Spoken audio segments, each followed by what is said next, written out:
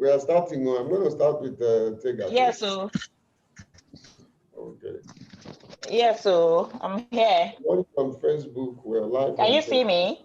I intentionally went. I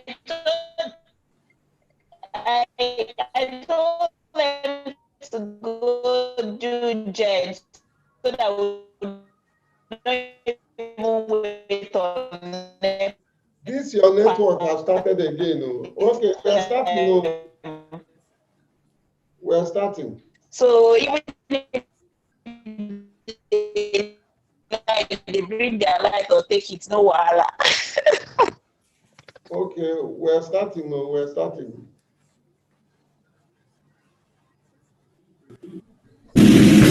It's exciting, it's educative, and engaging. Get master information on Wisdom Masterclass webinar, 7 o'clock every Sunday evening with your hosts, Ebele, CEO and founder, the Albino Foundation. Wisdom Masterclass webinar, live on Zoom, Facebook, and other social media platforms. Topics that will stir you up, take you right to the next level. For more information, send email to jake@albinofoundation.org or call 0803-533-5444. That is 0803-533-5444. Get reality on a virtual platform. Join the virtual trade. Don't be told. Get wisdom on Wisdom Masterclass webinar, poised to take you to the next level. Hello, welcome to Wisdom Masterclass. Today is a continuation of the topic we started treating last week. We're looking at the alarming increase of drugs and illicit substance and their causes, the effect, and the solution. And we took time out last week to dig deep into some of the names and the effects of drug use and, of course, the hard substance that goes with it.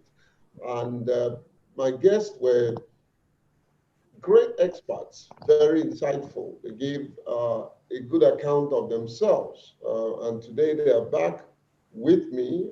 Unfortunately, Chris have not logged in, but Tega is here, Coach Hawa. Both of them are life coaches, and they're both here to do justice to the topic.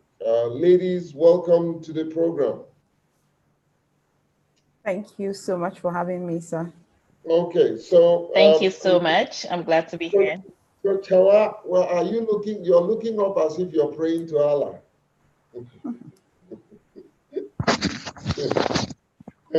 All right, Coach. Okay, Coach. Prayer is a good thing to do. All right. So we're going to deep into it, but I want to just acquaint my audience what I'm going to be doing from next week, probably to the end of the year. This will interest you. Stand by and look at what I have in stock for you from next week. Oh, yes.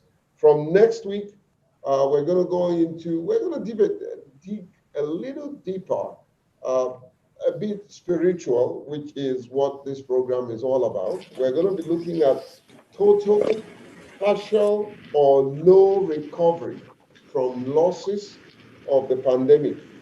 There'll be an interactive opinion with my guest, live audience, and phone calls. Yes, I'm introducing live phone calls. So you can actually call me from wherever you are. Those of you who are not able to log in, you can call and we will take your call and it will be audible on the program. So it's starting next week, the 8th November. I'm going to host some American friends of mine all the way from the US, and we will look at this issue of recovery. Can the world recover from the pandemic?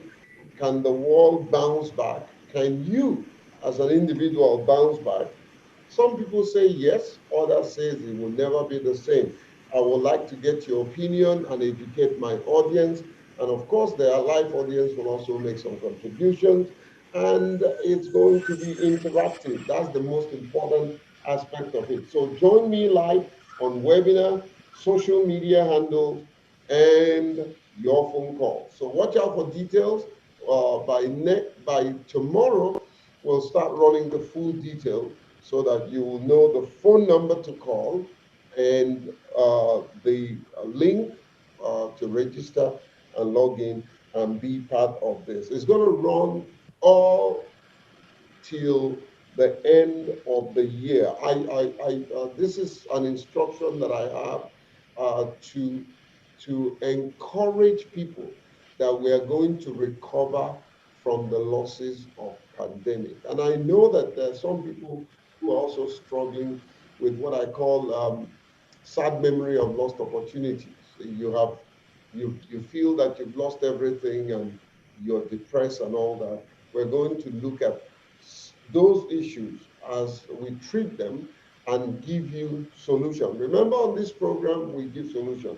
All right. So with that said, I'd like to welcome my guest once more. Tega is shining, and I'm sure your husband made you happy. Your face is shining like. Tega, you know what? Sometimes when I look at you, I said, "Oh, I don't want to be around when she's angry." You're always smiling and putting smiles to people's faces. All right, I know that you're a good woman. And before Coach Hawa gets herself situated, let's go back to what we are talking about uh, last week. And Tega, you gave so much insightful and practical knowledge of some of the stuff that you have gone through in your life. And I want to really, truly encourage you for being that bold to tell people what you have gone through. So let's, while we wait for Coach Hawa, you're still struggling with your system, but we'll wait for you. So let me know some of these things that we're talking about, or maybe let me allow you to please introduce yourself to my audience before I start bugging you with questions. Tega. Is this me now? Yes, just go ahead and formally introduce yourself. Tell us what you do. You know, somebody somewhere may be just watching and said, "This woman is just too beautiful. Maybe I'll go for her." Tell them you're married. So tell us. Okay, my name is Tega, and I'm a substance use recovery coach. Yeah, that's what I do. Counselor and coach, both. Well, yeah, and you are happily married. Oh yes, I am very, very.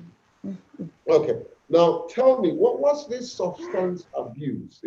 It looks, like a huge drama. What's substance abuse? We like to say substance because I could easily say drug use or drug abuse, recovery coach, but it's substance because like they will classify alcohol as a drug. So these things are actually substances that I use. So they are all classified under substances. We can say they're drugs, but substance, I think I prefer to use substance. And at what point do Because they become, alcohol, opioids. yes, what point do they become abusive? At what point what? At what point do they become abusive? What time? Okay, At what there's a point are difference they between misused? when you are taking it, because there are drugs that you are supposed to use for proper reasons. Can you hear me, sir? I can hear you perfectly. Can you hear me? Yes, I can Okay, hear there are some drugs that are you. My meant to be audience used. can. There's a definition. Okay, there's a definition for this is when they say when you use licit drugs for illicit purposes, like when you don't use it according to the prescription that you are meant to use, you are abusing the drug. Okay. Oh, all right. And can you tell? So Can that's you hear me? abuse, not using it properly. Mm. Okay. Can you hear? You can hear me, Absolutely, right? sir. Very loud and clear. You're very audible. Okay. So tell me, what are these Yes, I drugs? can. Yeah, Tega, what are these drugs? I know that you did mention some of them last week, but Paraventure, somebody is tuning in for the first time today. What are these drugs? What are these drugs? There are different kinds of drugs that people use. There's cocaine, there's heroin, there's opioids. Opioids are, um, well, there are different types of drugs. There's marijuana, there is, people use a lot of codeine these days, and there's Rohypnol. There are anything that gives you that feeling, that euphoric feeling, Mhm. and you're using it for the sake of getting high, for the sake of feeling good, for the sake of the dopamine release, the rush, is a problem. Because the reason why I'm saying this is recently we found that they even inhale the fumes from fire extinguishers. So under what category do we put that? Wow. And you did mention and said people are using it to get high. You know, what by implication, what does that mean? Yes.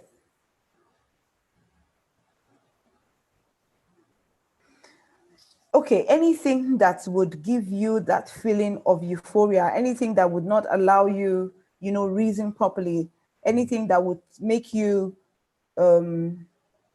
anything that will give you a feeling, when you can't really control Some sort of yourself, a hype. that feeling of your high. Mm, Yes, when you're feeling, I don't know why I'm finding it difficult to put this together. Anything that will give you that feeling of euphoria when you mhm, don't really feel like you are yourself, mhm. But and it's done on you purpose. It's not because go I ahead. can hear you, sir. Go ahead. Go ahead.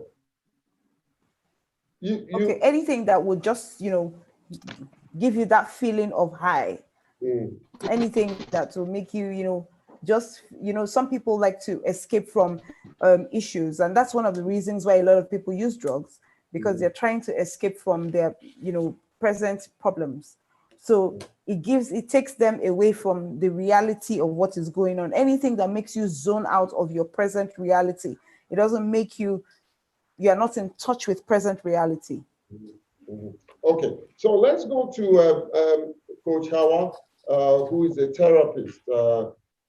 Coach Hawa, tell us what kind of experience do people have? Oh, we lost him. All right, so we lost her. Sorry. Okay, so let's go back to Tega because this is an interesting. Where I'm going is, does it really suspend the pain? Does it really suspend the pain? And for how long? Assuming somebody is sad, is depressed, and he wanted something that would give him a hype and take him out of that reality, is it a permanent experience? No, it's not. It's not. I mean, this is what drugs do for you. No matter what it is, when it goes through your veins and gets to your brain and causes the feeling of euphoria, like everything, it will wear out. And this is the reason why people take more to be able to sustain that level of high. And then when they take more, because they begin to develop tolerance, they need to take more to get to that same space. So no matter what it is, like what I tell people that I'm working with is, when you get high because you have a problem, when the feeling of the drugs have worn out, you will come back down to earth and meet your problem.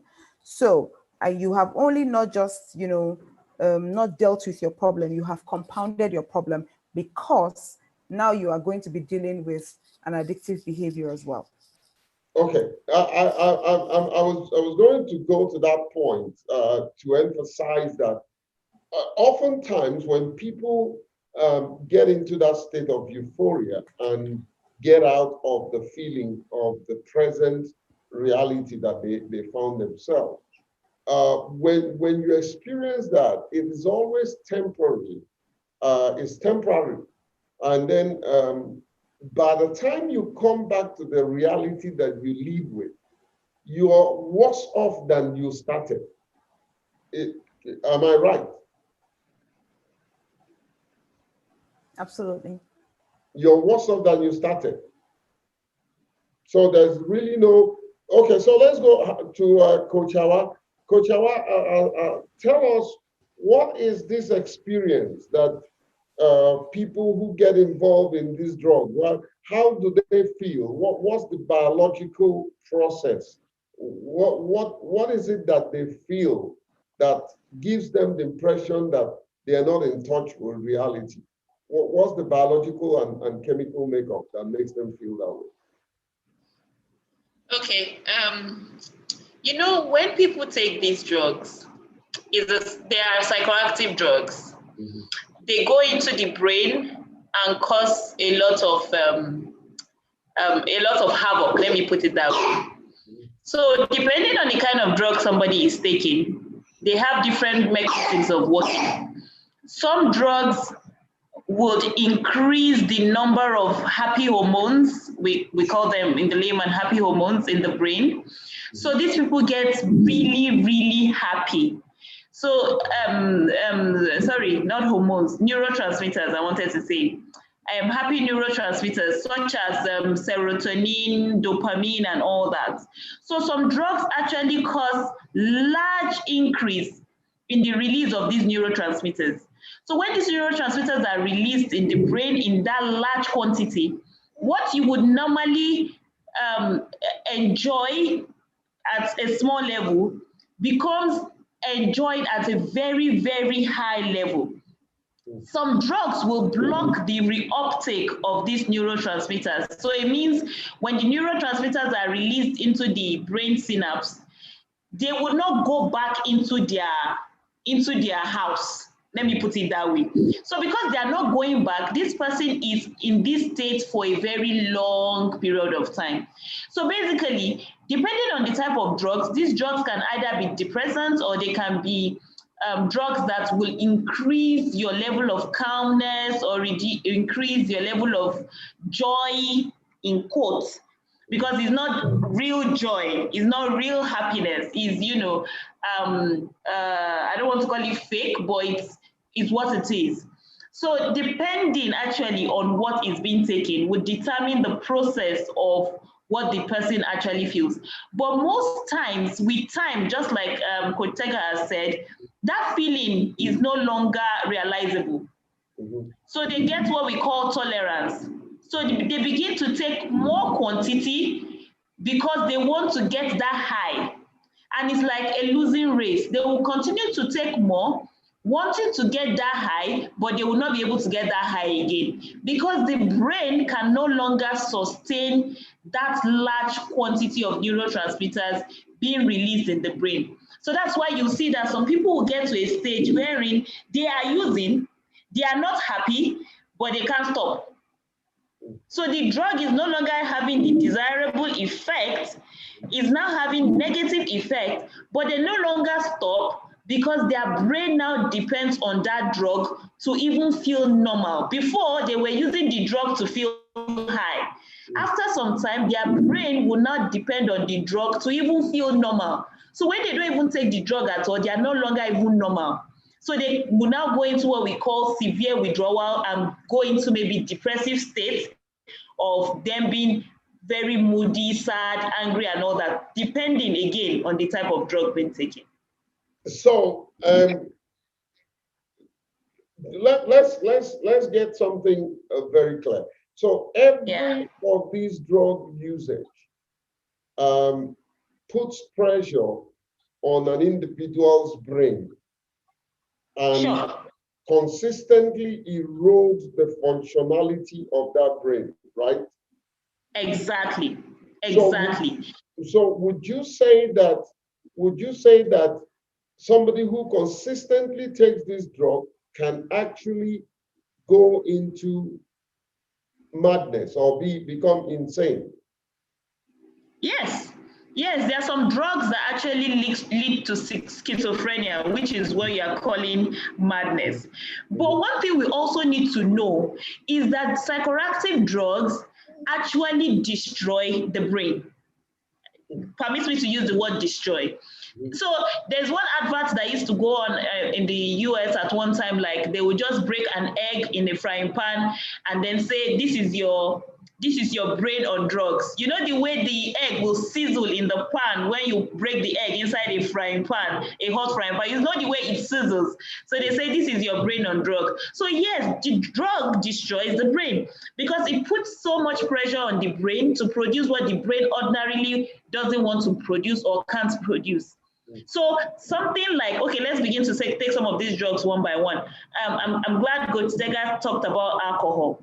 So a drug like alcohol, for example, shrinks the brain. It actually shrinks the brain. If you do an MRI of the brain of an alcoholic with the MRI of a normal brain, MRI is the scan of the brain. Yes. You will see that the brain of the individual on alcohol shrinks. The gray matter actually reduces. And then they begin to have what we call Kerckhoff syndrome. That is, they begin to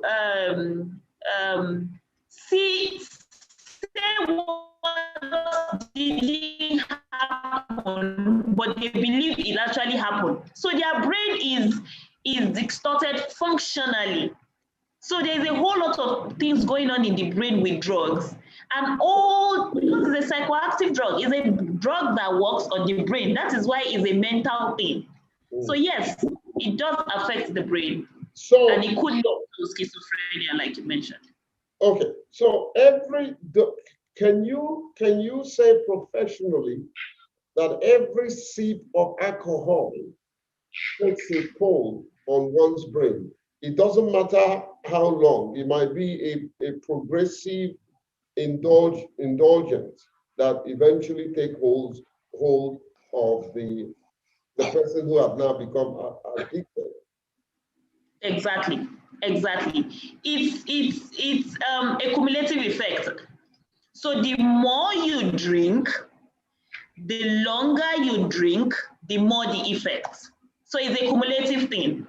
Like there was a time I was having a class and we were talking about some people saying, hey, but alcohol is a drug, and as in is a drug to cure illness, for example. And then one of the people in the class said, okay, so are you ill? Are you sick? So if you are not sick, why are you drinking? Because that's the idea that some people have, that I can take a little here and there, after all, is a drug. You know, they are trying to cure an illness or something. But the thing is, one needs to be very careful with the quantity and the duration, because it's a cumulative thing. The more you drink, the more the likelihood of it affecting your brain. One. Two, we shouldn't also forget that alcohol is being processed in the liver. So your liver too is getting a toll, and your kidney too is getting a toll. So it's not, for alcohol, it's not even only the brain. A whole lot of other organs in the body is suffering. And then it brings us also to tobacco. Tobacco too doesn't affect only the brain. It affects exactly. It affects every single organ in the body. Your lungs, your kidney, every single organ in the body suffers from the effect of tobacco. So it's not even only in the brain. So some of these drugs is not only the brain, other parts of the body is being affected, especially those that are being snorted or sniffed, and those that are being injected, because they would first of all go through the blood, go through the kidney, go through the liver and all that before they even do the supposed positive thing they are meant to do. Okay, let's focus on the family. Tega, is there any experience that you can share with us where the father is involved, the mother is involved, the children are involved? I know one time a staff of mine that I didn't know. I mean, this is amazing, because this guy was my driver, and he was driving me for over 2-3 years. I had no idea that he was taking Indian hemp, and he concealed it. He was so smart, and one day there was a way he accosted me, and screamed at me and all that. I just knew, I said, something is wrong with this guy. Eventually, God helping me, I fired him. But then I got him a job with a friend of mine, and this friend of mine was traveling. So one day he didn't know the guy came back and walked into the compound and noticed that the whole place was smelling Indian drink. So he started looking for him, went into the bathroom and saw him smoking. That's how he lost his job, you know. So and I suspect that not only is he doing it, his wife is also doing it, because there's a way both of them behave, some sort of abnormally. Are there families you know, and this Tega, or how you can take this, are there families you know that are going through this kind of scenario, and how do we get them out? Well, the getting them out, Coach Hawa will answer that one, but I know a few families. I know, well, at least I know two like that. The father and the wife, father and the man and his wife are actually using, but that their child is using, I don't know about that, because it was the son that actually came to meet me and says that, look, I need help for my parents. And that was the reason why I even decided to even get involved, because when I started talking to both of them, the mother saw more of the problem, but the father didn't see where the problem was. The mother was okay with it. The father was okay with it. He just felt like, well, that's how he's able to function. So I've seen that one. I know another family as well, both parents and the oldest son, but the parents don't know that the oldest son is using. It was the mother that came and said, look, this is my problem, and me and my husband. So in talking to one of the younger kids, that one now said, my older brother is also doing it, but they don't think that their parents know about it. But most people don't think that marijuana is a problem, because people do it quite very openly. A lot of people do marijuana and they do it openly, and in some states, in some countries, it is legalized.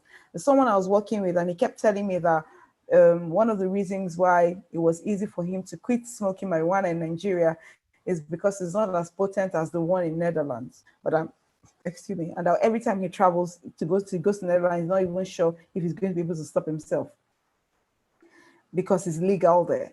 So Okay. with this legalization matter, Tega, it's a Tega bit. is it my internet or Tega's own?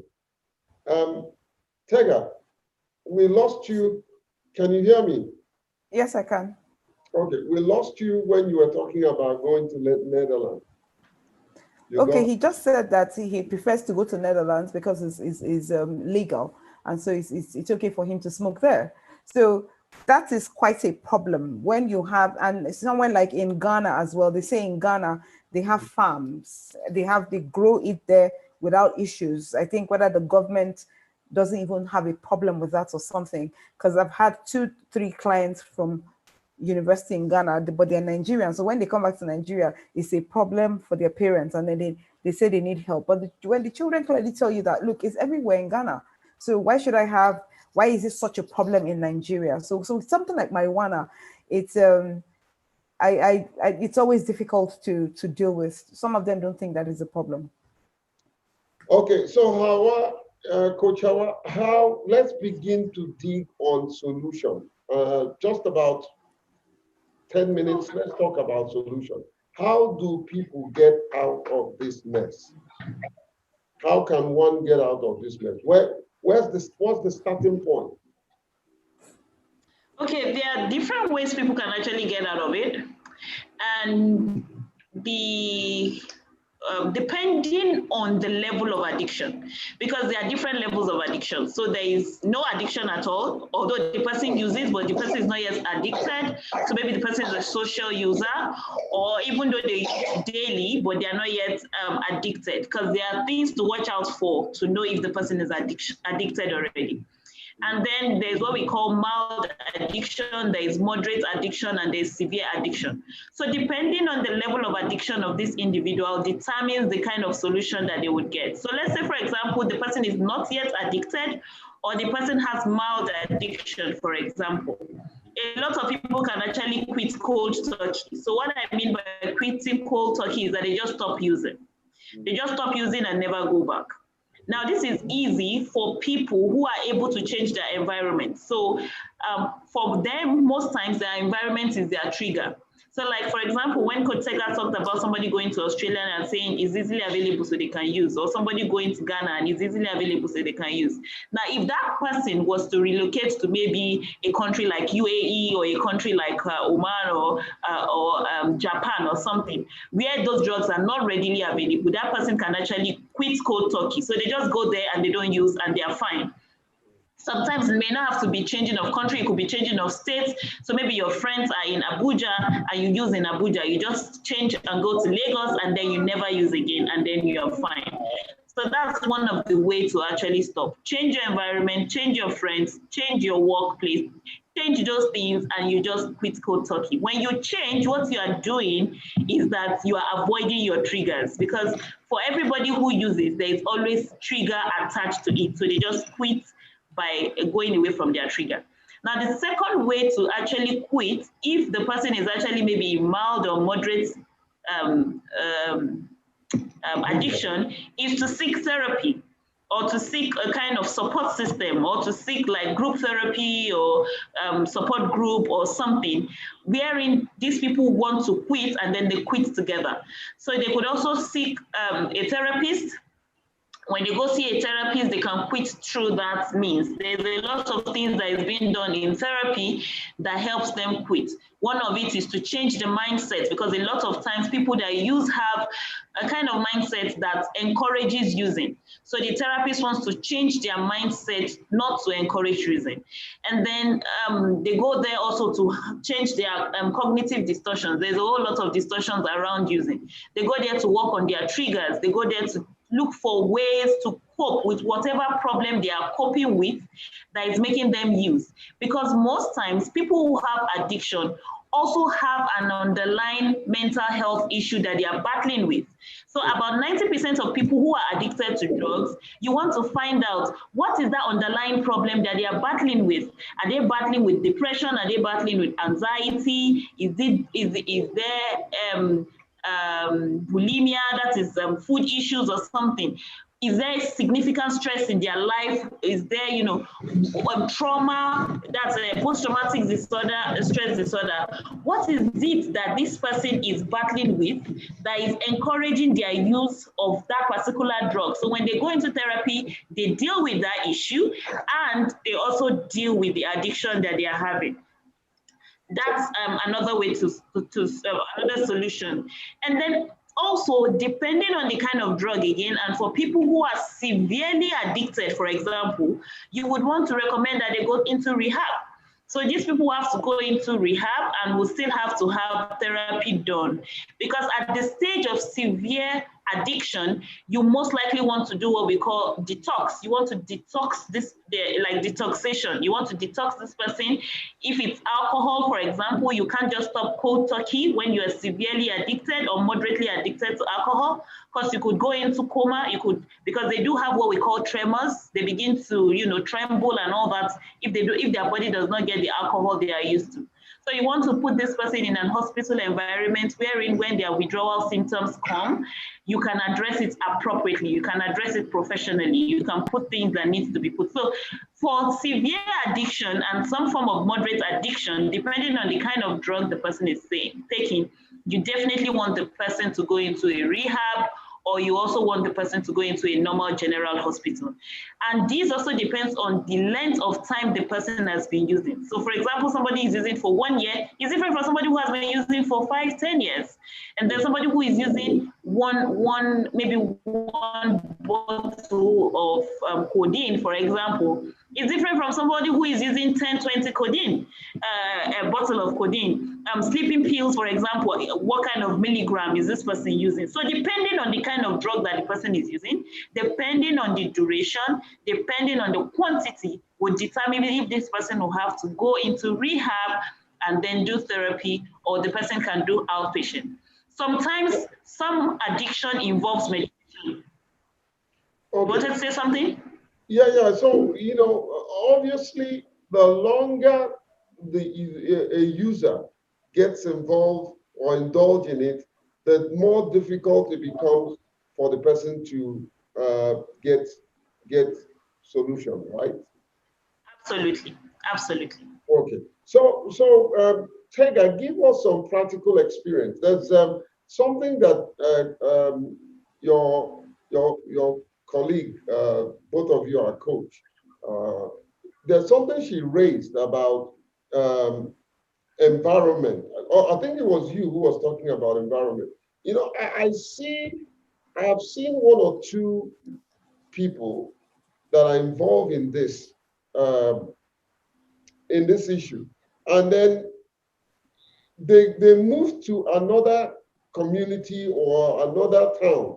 Within a day or two, they will find their co-users. And how do they, what signs do they, how do they get this information? What is it that they do? What is it that makes them recognize their co-users and instantly? And I noticed that even when they don't have money, the other users will provide the drugs for them at no cost. What is it that they do that triggers this signal? I don't. That's one question I've actually never really asked. I think Coach Hawa can help us answer that one later, because it's actually very true. If you go from one city to another city, somehow you reconnect with drug users. It always happens. You always find your type. I don't even know how they just gravitate towards each other somehow. I've said this thing a couple of times when I'm talking about, drug use, and when people say, let's just take him from this city to another city, I tell them, if you don't deal with the problem, whether you take him from here there, if we haven't dealt with it, when he gets there, he's going to start using drugs again, because they will find him or he will find them. Somehow they always find each other. But there's something I realized that happens in Abuja. They have conspicuous places where these things are sold. These days, they don't even wait for you to even come and buy. There are some places that you drive to. Once your car is approaching there, they will come to you. Recently, I went to buy, so I want to use the ATM somewhere around Wuse too. As I was parking the car, the guy ran towards me. I was asking if I want to buy recharge cards and chewing gum. And I said, neither. Next thing he said to me was, Akwe one namfa. In English, that means there is the other one. And I said, which other one? So he showed it to me. Immediately, I told him I would look for how they will arrest you now. And then he just abused me and, of course, went away. So in a situation like that, when they have ways of asking questions. If I was a user and I didn't know where to buy, and I stopped to use the ATM, and someone came and told me that, I would buy. Of course. Addicted people always like getting other people addicted. I don't even know why that is. I think maybe it goes with that saying that misery loves company. They just always find a way to just get each other addicted. Somehow they just find a way to. I'm interested in decoding this. Coach Hawa, what is it that attracts them? What's the attraction? Because you talked about moving from one city or changing environment. And I have noticed that users in Nigeria, take for instance, travels to South Africa. Before the end of the day, you will find the person had discovered his company, and they go on with other users. It doesn't take them time. What are there signs that they do? Are there triggers? What is it that they do that brings them together and makes them recognize each other just like that? Okay, you see, the thing is, users know users. So people who use know people who use. So if they see that you use, they know that you use, and they can always attract you into their fold. Now, when I said that if somebody leaves a place and goes to another place, it's easy for them to quit cold turkey. It's because they already have a mindset to quit. So they are living with that mindset of, I'm leaving this place so that I will quit. So it's easier. So even if they see someone who uses and the person recognizes criticizes them and say you want, they will say no, they don't want, or something like that. Now, let me explain something. You see, most times people who use,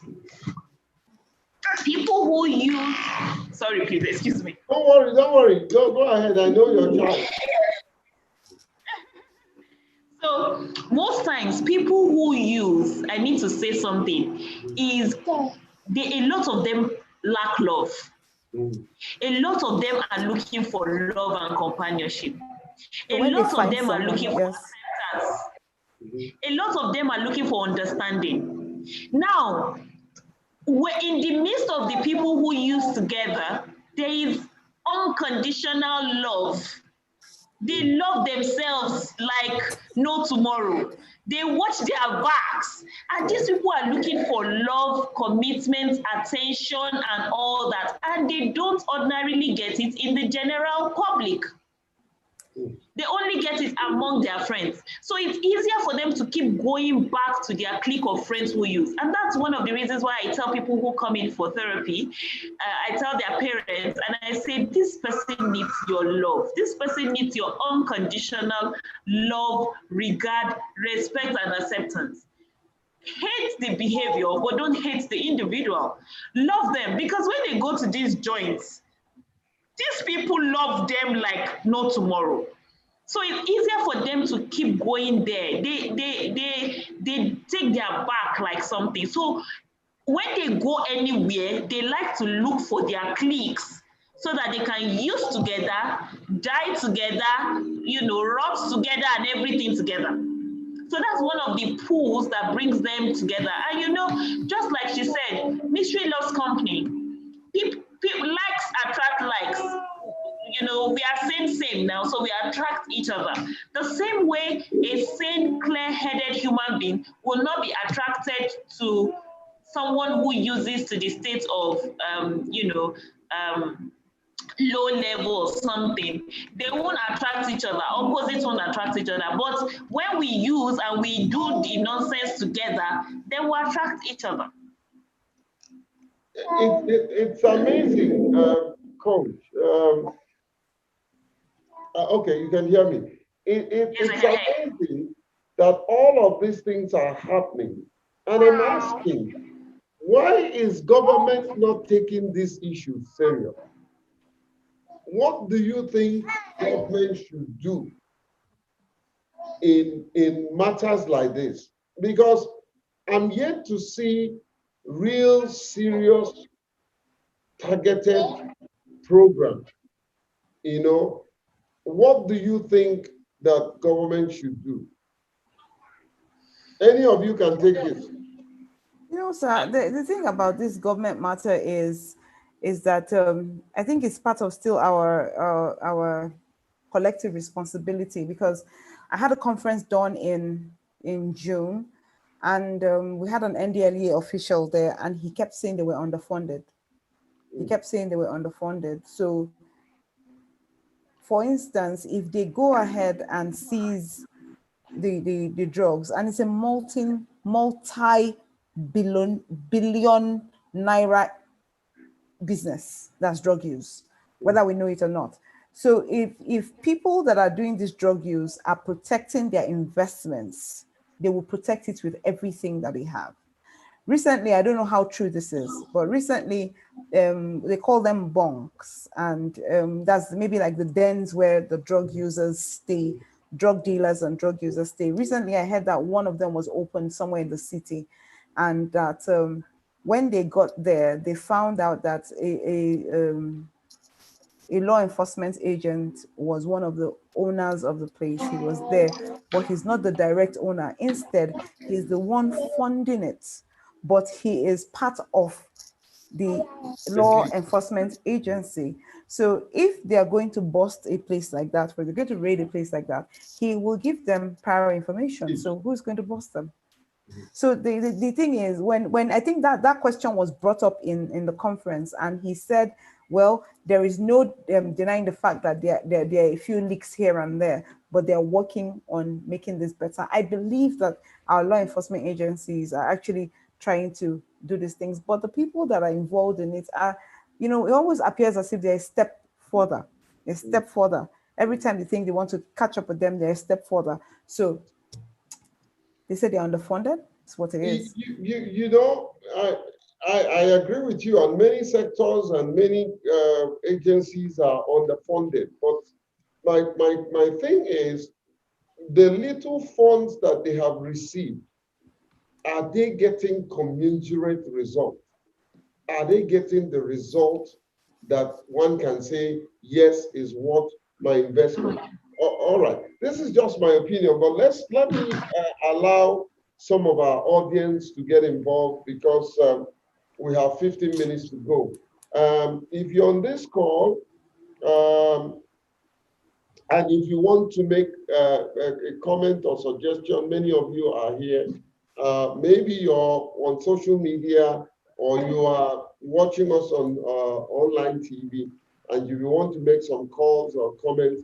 Yes, someone is lifting their hands. I'm going to, incidentally, because of my site, I can't even get your name, but I'm going to just go ahead and open Zion. All right, Brother Zion.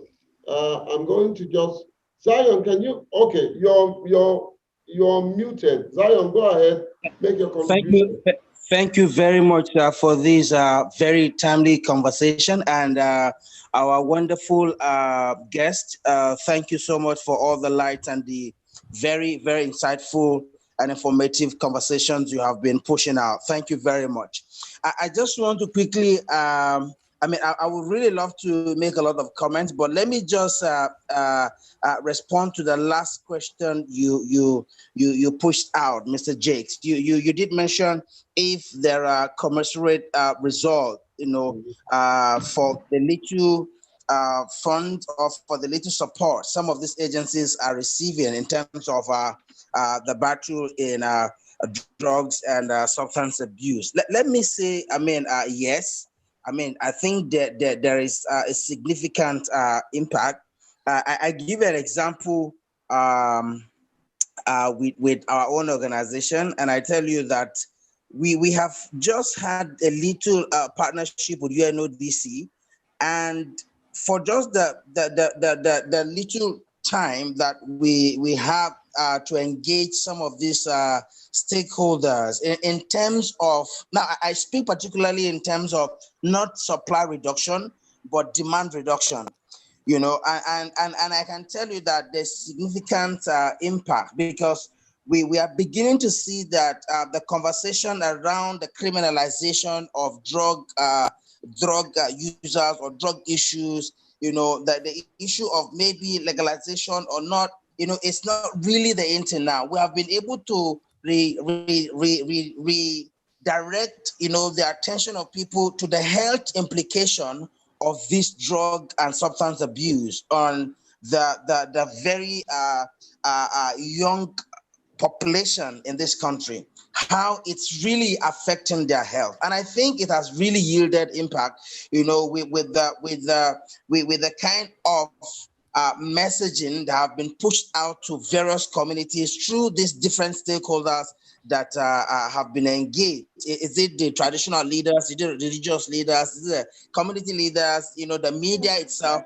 the teachers from school? So all of these stakeholders that were engaged, I can tell you that we're beginning to see direct results. We're beginning to see the impact of some of the little sensitization and some of the advocacies that were carried out, because not only are they now aware that they need to begin to understand that it's not enough to want to just criminalize, to want to punish, to want to come up with measures, that will stiffen or just be one stereotype way to supply reduction, but again, giving attention to the demand, reduction. And I think it's really working. And I want to believe that in no distant time, other relevant international development partners will see the need to begin to give attention to funding matters as critical as drugs and substance abuse, because once, like one of Zion, the speakers. Zion, hold your breath. And I'm glad you're coming into this conversation. And I'm also glad that you're meeting. Are you meeting Tega and Coach Hawa? for the first time, or they know you or you know them? No, I think I'm just meeting them for the You're first meeting time. them for the first time. Okay. Yeah. Ladies, I know that Zion, I wholeheartedly endorse the good work that Zion is doing in the area of advocacy. And Zion, these are very, very notable resource persons that you can use in some of your program. But let me zero in on some of the things you raised in terms of results.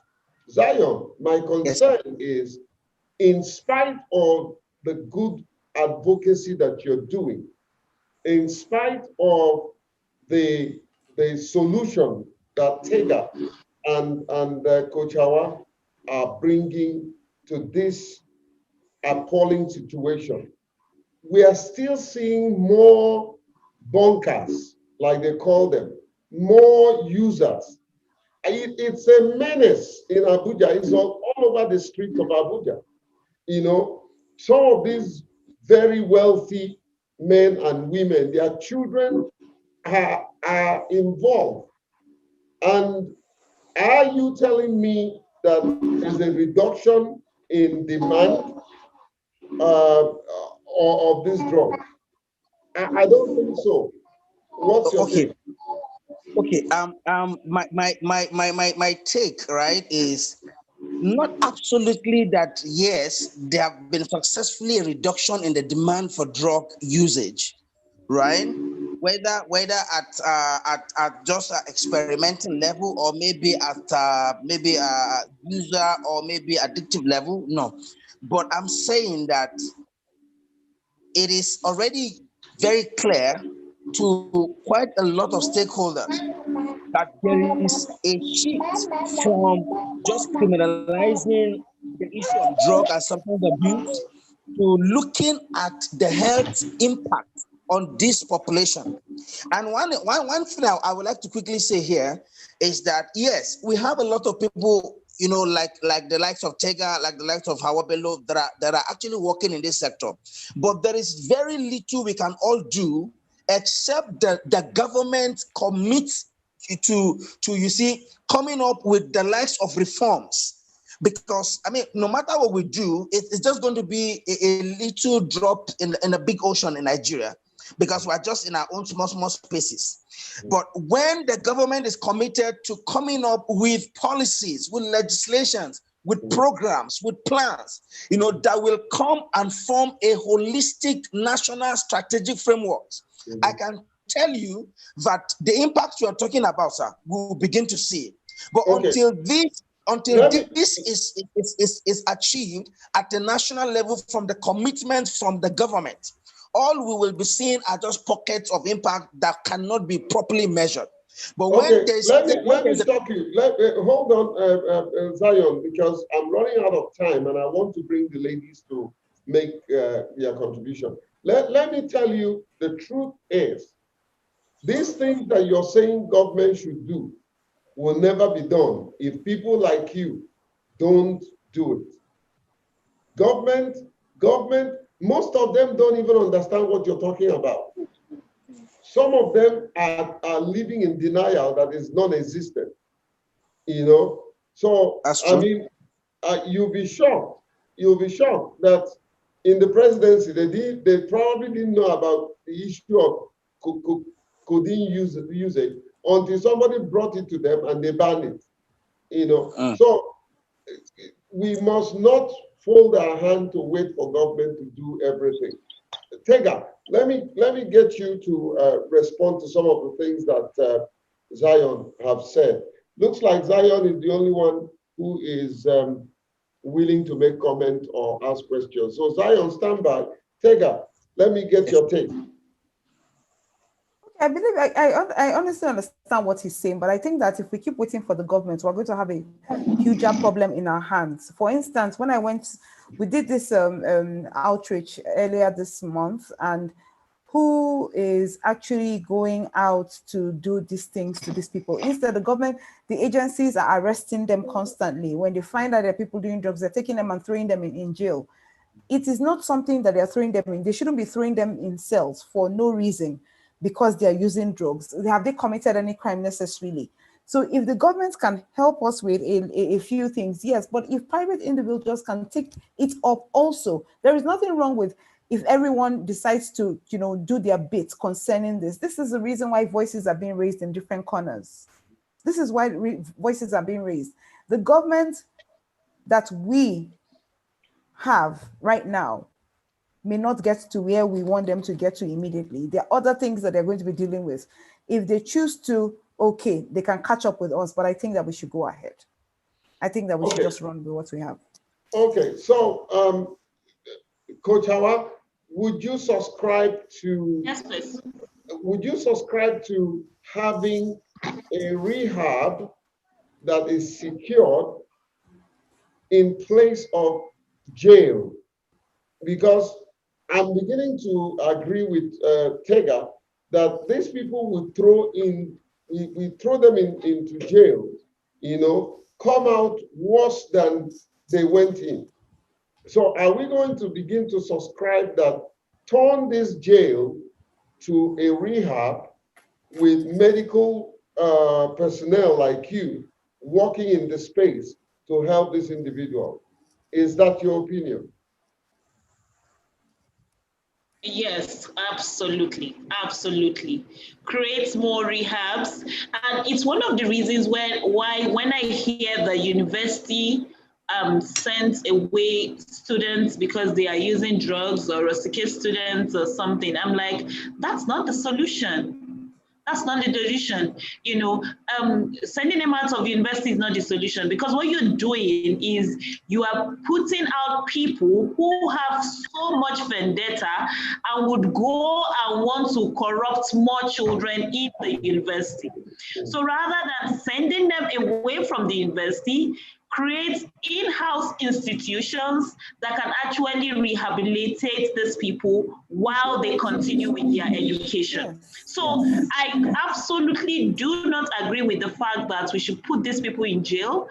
I believe that we should, in fact, if we want to maintain our jail system, worst case scenario, then create rehabs inside the jails, or create rehabs and put these people inside it. Because at the end of the day, when you hear a lot of people's story, you see that they are just victims of circumstances. It's not something that they willingly and intentionally want to go into. And just like Otega said, really, how many of these people are criminals in the sense of how we look at it? Yes, some of them will steal, yes, some of them will do all sorts of things, but not a lot of them. And if they see the required help, they are willing to change, especially if we get them early. Like I say, therapy is very expensive. Therapy is very, very expensive. So if the federal government is willing to take this up, a lot of people will actually come for treatment. Most people won't come for treatment because they can't afford it. They absolutely can't afford it. They've gone deeply entrenched themselves into it. It's too late to come back, and they can't afford to get treated.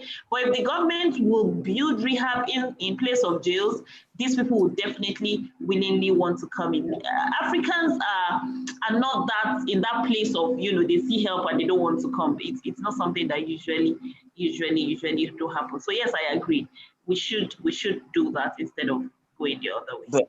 But yeah, go ahead. Go ahead. A few minutes. I absolutely agree with you, Tega, and I agree with you, Hawa. But you see, what my point is, you see, in as much as we will continue to advocate and also call for more voices from here and there, it is very important that, you see, we hold the government and we keep driving for these reforms. Because, you see, for building of rehabilitation, that will never happen until there's a policy or legislation that will hold the government accountable, that will hold them responsible to putting this thing in place. We have been advocating for mental health assessment centers across the six geopolitical zone for more than 4 years, and it has never happened. And the good thing is, I like to say here that you might be aware that the Mental Health and Drug and Substance Abuse Bill has passed a second reading, has passed public hearing on the 17th of February, and we are expecting that any moment from now, it will go through the third reading and then go for concurrency at the lower chambers. It is my expectation that by the time we have an act, okay, not what we have, which is the Lunacy Act of 1958, no, when we have a substantial act that will hold the government and related agencies responsible and ministries responsible to see that there's a need to care for the younger population of this country in terms of giving them proper rehabilitation and seeing it as a matter of necessity, not just concentrating on the supply reduction or the criminal aspect of it and jailing them. No, but we can't hold this until there's a legislation that can support it. And that's why I keep emphasizing that in as much as we keep driving all of these here and there in our small spaces, let's remember to drive this policy.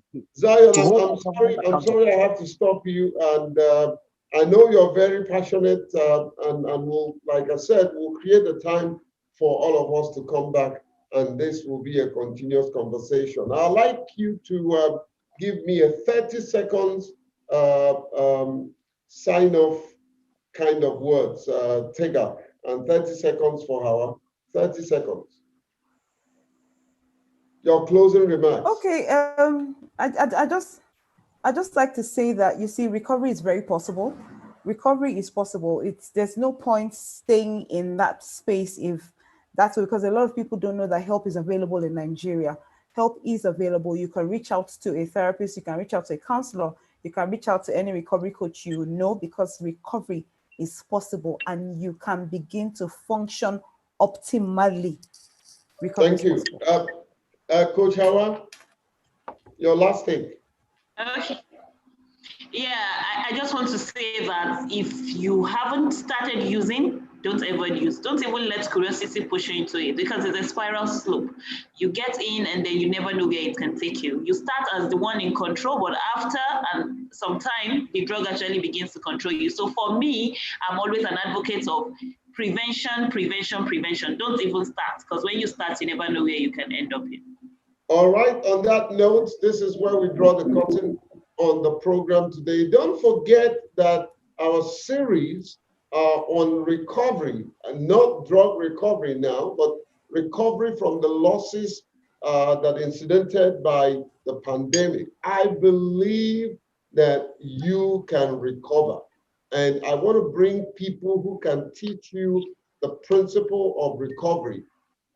Be it spiritual, social, material, you can bounce back from the losses of this pandemic. I know that we're still in the pandemic, but I'm looking at a series that will touch on recovery amidst the pandemic and recovery post-pandemic. I believe that you and I can make it. And today we've taken time to look at the issue of drugs. Please, parents, get your children, get to know what they're doing. Find out, like Coach Hawa kept saying, show them love, true love.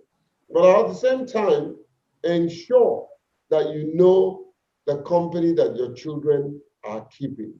All right, on that note, I want to thank you for being part of the program today. Next week, we'll start the series on recovery. So keep a date with me. And I'm so excited because we keep adding things to this program. Now, from next week, you can call, just like you can call in any show, and we will be able to take your phone call wherever you are. Many people have complained, I'm not able to sign in, I'm not able. You can then do a phone audio call, and we will take your views. Thank you so much. I want to thank my guest, Tega. Thank you. Hawa, thank you.